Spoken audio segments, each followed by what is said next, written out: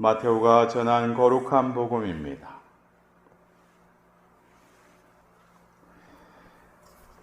그때 예수님께서 제자들에게 이런 비유를 들어 말씀하셨다. 하늘나라는 자기 포도밭에서 일할 일꾼들을 사려고 이른 아침에 집을 나선 밭 임자와 같다. 그는 일꾼들과 하루 한 데나리온으로 합의하고 그들을 자기 포도밭으로 보냈다. 그가 또 9시쯤에 나가보니 다른 이들이 하는 일 없이 장터에 서 있었다.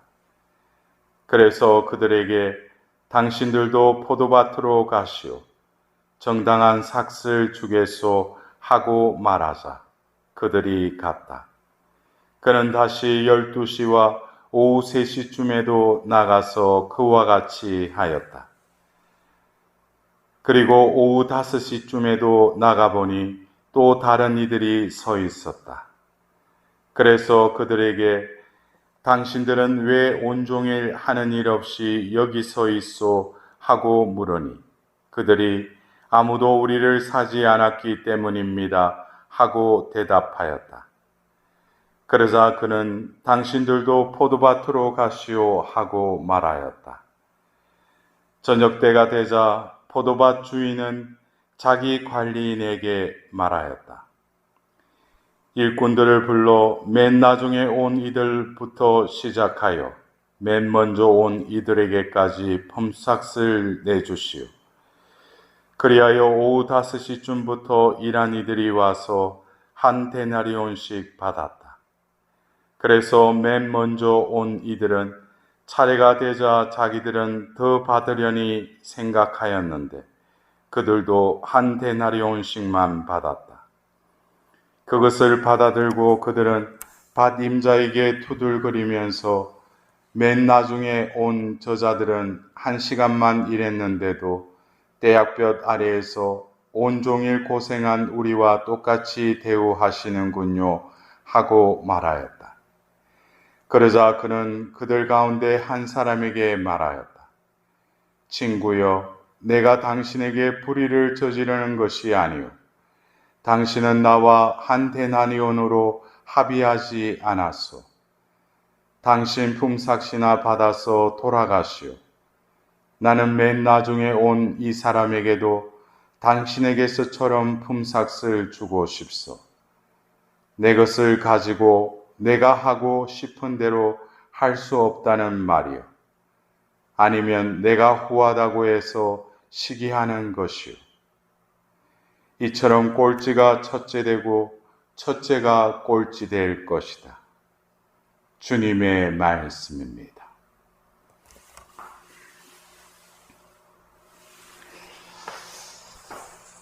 우리는 오늘 이 복음을 들으면서 한편으로는 그 후한 그 밭 임자를 생각하면서도 또 형평성에 있어서 조금 머리를 갸우뚱하는 그런 마음이 양가 감정이 이렇게 듭니다. 그래서 하늘나라는 우리가 생각하는 내가 추구하고 내가 살아가고 있는 나라와는 사뭇 차원이 다른 것 같습니다. 우리는 살아가면서 과연 하늘나라의 그 일꾼으로 부르심 받은 것에 대해서 나는 얼마만큼 자각하고 있는지, 우리가 복음을 살고 복음을 살아가는 것은 결국 하느님 나라를 살아가는 것이라고 우리는 또 느끼며 살아가는 것입니다. 여러분도 오늘 우리는 일독서에 이사야서 말씀을 보노라면 이사야서 55장 8절과 9절의 말씀, 저 자신도 이 말씀을 깨닫는 데 있어서는 많은 시행착오가 있었던 것 같아요. 제가 신자로서 또 신부가 되기까지의 과정도 있었고 또 사제가 되고 나서 사제로서의 삶에 있어서도 이 말씀을 깨닫는 데는 여러 가지 나의 저항도 있었고, 그러나 세월이 지나면서 이 말씀이 진리이구나. 내 생각은 너희 생각과 같지 않고 너희 길은 내 길과 같지 않다. 내 생각, 내 길이 어떻게 보면은 하나님을 위해서 내가 또 생각을 하고 또 그 길을 걸었건만 시간이 지나면서 그것은 내 생각이었고 내 길이었다라는 거죠. 그러나 하나님은 그것을 질책하지 않으시고 다시금 당신의 생각을 나에게 또 넣어주시기도 하고 깨닫도록, 그리하여 당신의 길로 나아가도록 저의 손을 잡고 이끄셨던 것 같아요. 그것은 바로 9절에 하늘이 땅 위에 더 높이 있듯이 내 길은 너희 길 위에 내 생각은 너희 생각 더 높이 있다. 이것은 차원이 틀리다는 것이죠. 하나님의 그 차원, 그리고 나의 차원, 우리의 차원은 어떻게 보면 엄연히 창조주로서의 그 만물을 창조하신 분의 생각과 그 길, 그리고 피조물로서의 우리의 그 생각과 길은 어쩌면 지으신 분과 지음을 받은 이는 엄연히 차이가 있다기보다도 원래 그 뜻을 내가 살아간다면, 그 뜻을 내가 추구하고 그 뜻으로 회개하여 살다 보면은 그분의 생각이 내 생각보다 더 높구나. 그리고 내 길이 아니라 그분의 길이 올바르고 영원한 생명의 길로 이어져 있구나라는 것을 비로소 깨닫게 되는 것이죠. 그래서 오늘 여러분들 그래요. 우리가 살아가면서 제가 서두에 말씀드렸듯이 이 복음에 밭 임자로부터 포도밭에 가서 일하시오 해서 9시부터 마지막 5시까지, 오후 5시, 그리고 6시에 이제 샘을 한 것 같아요. 왜냐, 1시간 일했다고 그랬습니다. 그랬을 때 문득 우리는 그 자본주의 사회에서 그 노동의 대가는 엄연히 일한 만큼 또 받아야 되는 그것이 당연합니다. 그러나 밭 임자는 처음부터 각자에게 하루 한 데나리온으로 합의했다고 그랬어요. 그것이 자기에게는 정당한 몫이라고 또 되풀이해서 이야기하고 있습니다. 여기서 보면은 우리가 살고 있는 이 세상, 또 우리나라에서는 일한 만큼, 내가 노력한 만큼 대가와 보상을 받는 그것이 당연하죠. 근데 그것은 어쩌면 우리가 삶의 길에 있어서 같은 내가 이 세상을 살아가지만 차원이 다른, 이사야서 55장 9절의 말씀처럼 나를 창조하신 하느님의 그 생각과 길은 사뭇 나의 생각과 길과 다르다고 그랬잖아요. 그러면은 이 하느님 나라, 하느님이 통치하신 이 나라의 원리는 바로 밭 임자의 그 마음을 통해서 우리는 이 이사야서에서 말하는 하느님의 생각과 그 길을 조금 이렇게 깨달을 수 있다는 것이죠. 하나님이 보시는 그 눈, 그리고 마음은 어떤 마음가짐이시겠어요? 여러분들 그래요? 하나님은 우리를 창조하신 분이에요. 그리고 하나님은 존재 그 자체이시며 우리와 함께 존재하십니다. 그럴 때 하나님의 그 생각은 각 존재가 열심히 일을 하고, 어떤 이들은 그래요. 9시부터 오후 5시까지 어떻게 보면 요즘 인력시장이라고 하나? 어떤 아침에 나가서 누가 나를 택해서 어디 일하러 데리고 가고, 이것도 지금 우리 사회에서 지금, 엄연히 또, 있지 않습니까? 근데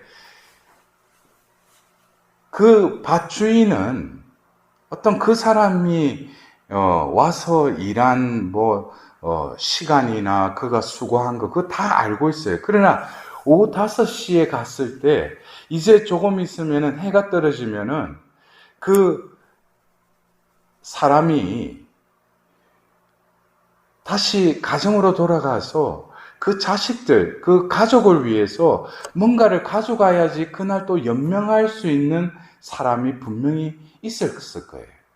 그렇다면은 우리가 볼 때는 1시간 일했으니까 1시간의 분량의 임금만 준다면은 그것은 그 주인으로서 할 바를 다 한 것이죠. 그러나 이 하느님 나라의 비유에 있어서 이 밭 임자는 그의 마음을 보시는 거예요. 이 사람이 빈털터리로 갔을 때, 어떻게 보면 이 한 데나리온이라는 것은 그 시대에 유대인들에게서 하루에 어떻게 보면 생계를 유지할 수 있는 최소한의 돈이기도 했어요. 그래서 이것을 가져가지 못한다면 오늘 그 가족들은 굶을 수도 있어요. 그리고 어떤 이들은 매일매일 또 그것을 잘 저축을 하고 이래서 오늘 그 데나리온을 받으면 지금 당장 생계에 그것을 쓰지 않고도 또 보관하든지 여분으로 또 삼는 이도 있을 겁니다.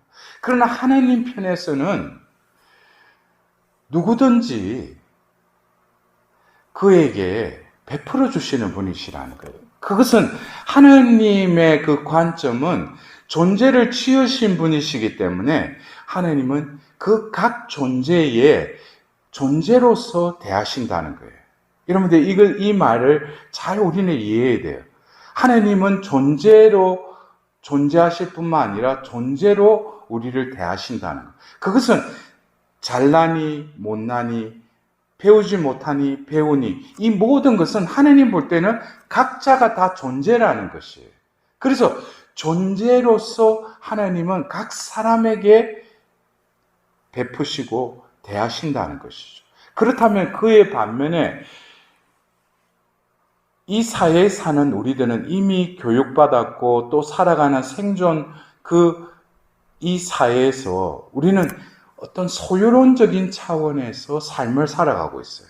그것이 바로 이 하나님 나라에 등장하는 그 일꾼들이죠. 그들은 자기가 일했으니까 자기는 응당한 것에 대한 보상을 받아야 된다는 것이 이 사회에서 통용되는 그 이치이죠. 그래서 여기서 보면은 무엇이 맞고 뭐가 틀리다기보다도 보는 관점이 틀리다는 것이죠. 하나님은 보잘것없고 굶주리고 슬퍼하는 이들, 버려진 이들, 이 모든 일들도 바로 하나님이 그 존재를 지으셨다는 거예요.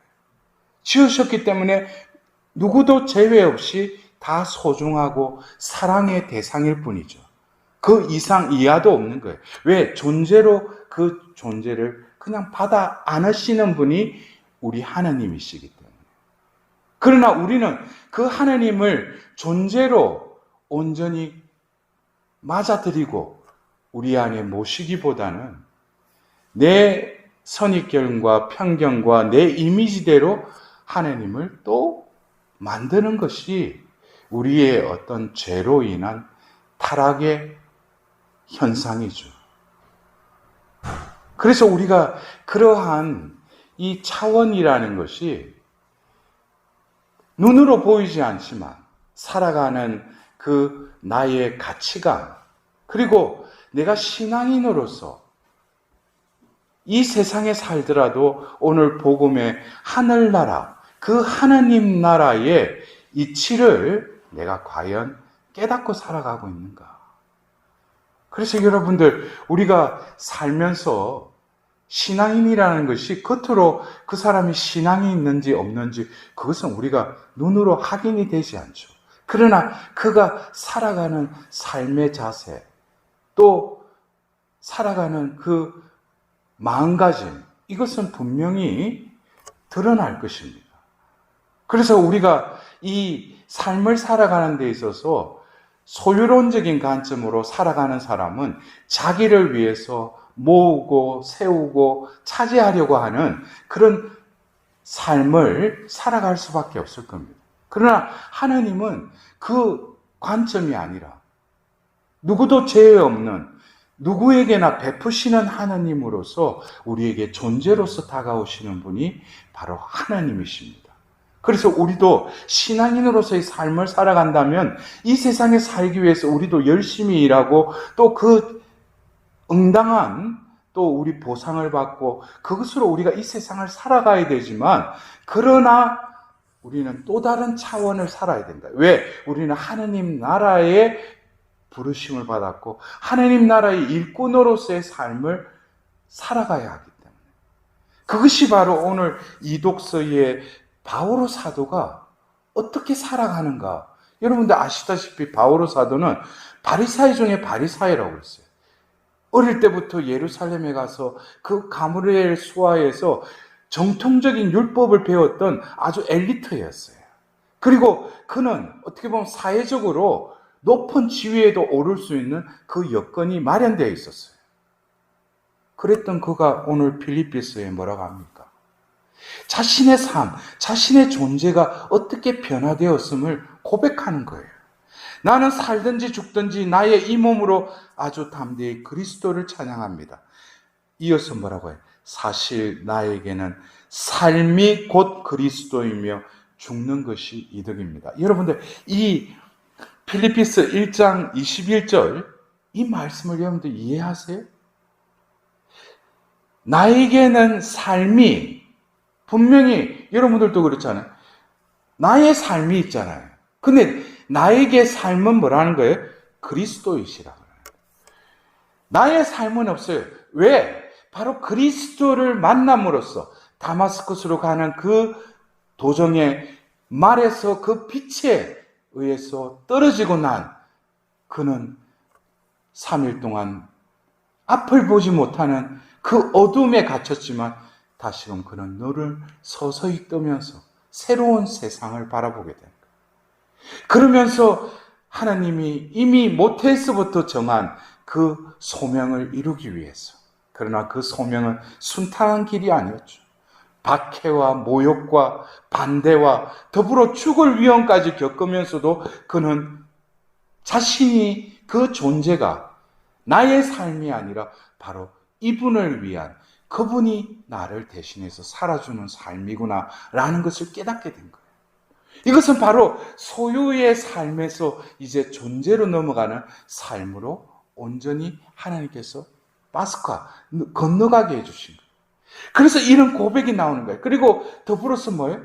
나는 살려고 하는 그 삶이 아니라 죽는 것이 이득이라는 거예요. 여러분들 이 말씀이 이해가 돼요? 죽는 것이 이득입니다. 그러니까 한편으로 보면 이 사람이 무슨 자살하려고 하는 거? 그러나 이 죽음은 끝이 아니죠. 그리스도로 인해서 나는 구원을 받았을 뿐만 아니라 그리스도와 함께 사는 삶, 이 삶을 통해서 바로 그분과 일치하는 것이 뭡니까? 바로 이 생의 죽음을 통해서 그리스도와 온전히 연합하게 된다는 거예요. 그것을 깨달은 거예요.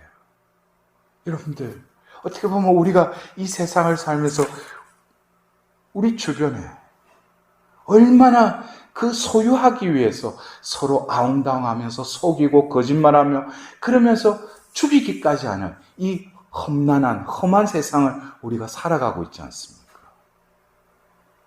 그러나 오늘 우리는 이 하늘나라의 비유의 말씀을 통해서 그 밭 임자의 그 마음을 조금씩 깨달아야죠. 그리고 나도 어떻게 보면은 이 세상에 살지만 또 다른 차원의 삶을 살아가려고 하나님의 도우심을 청해야 됩니다. 근데 여러분들 그래요? 저도 어떤 때 살아가면서 제 삶을 보면은 제가 하나님께 뭐 노력해서 수고해서 뭐 한 거 별로 없어요. 다 모든 것이 하나님의 은총의 소치였어요. 하나님 은총이 있었기 때문에 이 모든 것을 할 수 있었고, 하나님은 그저 나에게 베풀어 주셨어요. 그게 대가로 내가 받은 것은 아주 일부분이 아니라 없다라고도 해야죠. 왜? 은총으로 이 모든 것을 이끌어 주셨기 때문에. 그래서 오늘 우리는 이 복음의 말씀을 다시금 우리가 들으면서 내가 살아가는 삶의 차원은 어떤 삶을 살고 있는가? 또 그리고 하나님 앞에 가서 나에게 이제 저 세상이 아니라 저 세상이 이제 살아의 세상 속에서 내가 살았던 이 세상을, 저 세상을 바라보게 해주신다면 내가 얼마나 하나님의 자녀로 부르심 받고도 하나님 자녀답게 하나님 나라의 그 백성으로서의 삶을 살지 못했던 것에 대해서 그때 가서 후회할 것이 아니라 지금이라도 하나님 나라의 그 이치와 원리를 깨닫고 살아갈 수 있는 복된 하나님의 백성으로서의 삶을 살아갈 수 있도록 하나님의 자비를 구하도록 합시다.